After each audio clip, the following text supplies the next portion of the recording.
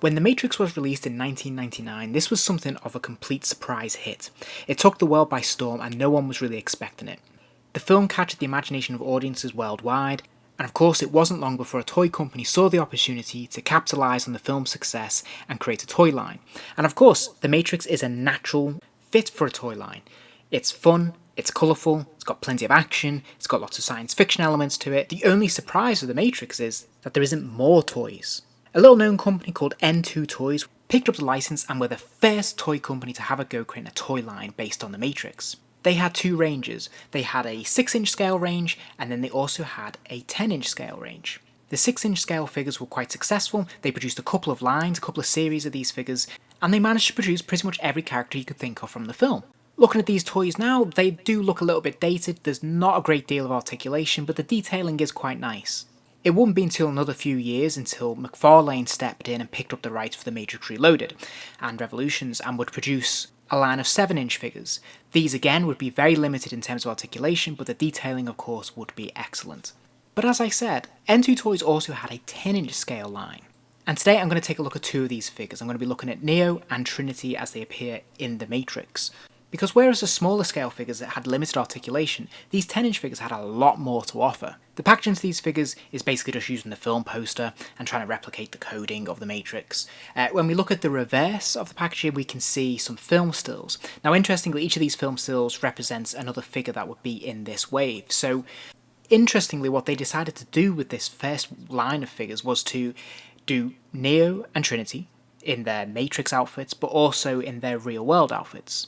They would also go on to do Neo in his Kung Fu outfit as well as Morpheus, but sadly no Morpheus based in The Matrix, which is his definitive look and a real shame they missed out on this character.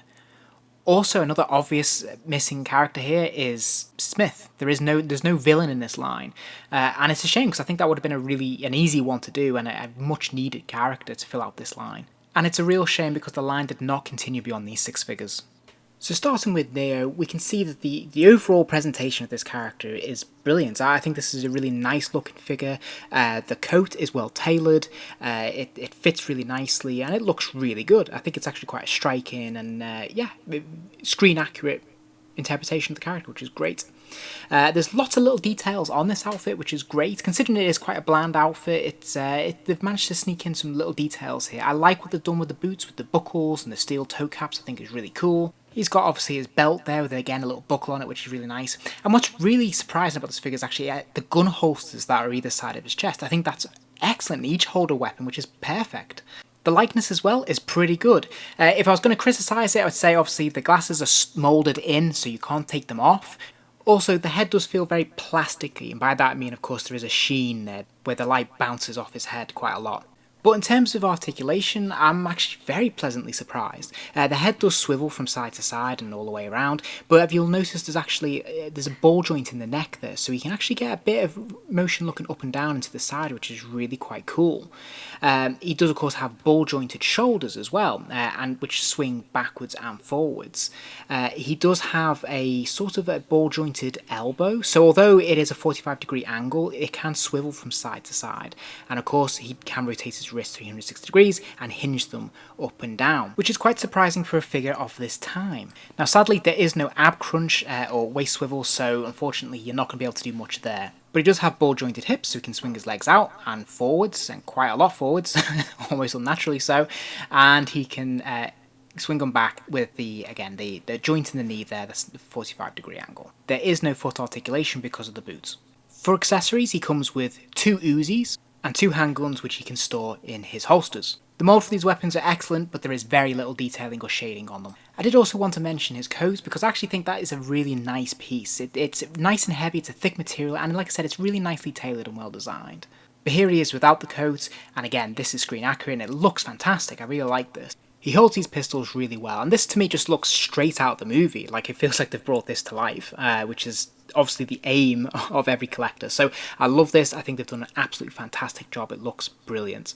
And of course the pistols fit very nicely into these holsters, nice and easy, and they look really good too. One of the pleasing things about this is that when you wrap the coat around him, you actually can't tell they're there. So this is very well designed and looks really good. And here he is with the Uzis and of course the coats on. Again, I think this is a fantastic look and he holds them perfectly, just like he does in the film. So I think this is, really clever. Again, for a figure of this time, I love that he grips the guns perfectly and actually has his trigger finger resting on the trigger. That is brilliant. And because the articulation is so good, there's no end to the possibilities of dynamic poses you can get Neo into. Everything you do, even with the coat and everything, just looks like you're recreating scenes from the film, which is exactly what it's all about. And yeah, this looks brilliant to me. I absolutely love this figure. It's like a hidden gem. So moving on to Trinity, the first thing you're going to notice, of course, is the material that they've used for her outfit. They've tried to replicate that sort of latex leather effect, and yeah, it's very striking. It works really well. There's definitely more of a sense of texture to this figure, and of course the light bounces off it really nicely, so it does create that very shiny effect, which looks screen accurate and brilliant. The head sculpt, again, much like the Neo, it's a good head sculpt, but it does attract a lot of light, and of course those shades are sculpted in there. Once again, we can see some detail in here in the belts and the buckles and things like that, which is really nice. And I thought it was really cool how they've actually moulded the costume around the figure so that the material meets the platform heel there. And just as with the Neo, she has two gun holsters that are neatly tucked away behind her trench coat there, so that's really fun.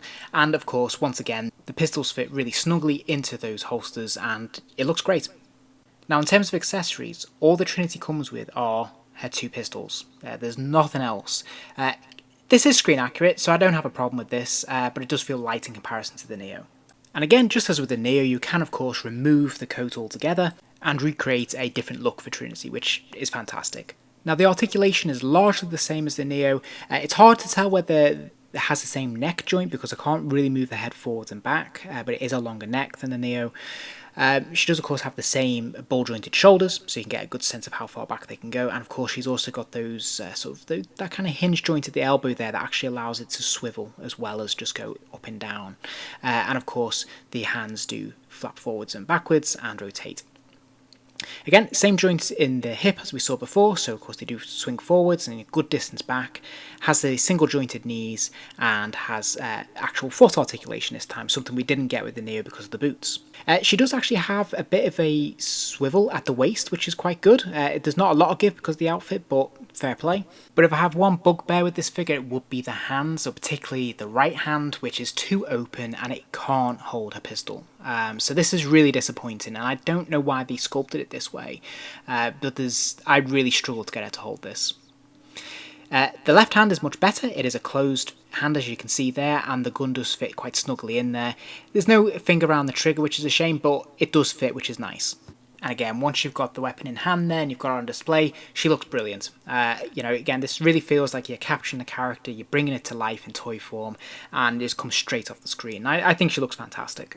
And here they are side by side, and again, these look fantastic together. What a pair they make. I actually think these look brilliant. They look very screen accurate, and yeah, I think in terms of their scale and relation to each other, perfect, absolutely spot on. Now, I did say that these were a 10-inch scale figure. Now, I'm not quite sure why N2 Toys picked this scale. The dominant size, usually when you're doing a figure of this size, is usually about 12-inch. That's usually what you're going for. Or maybe 8-inch if you're looking at more of a Mego kind of style.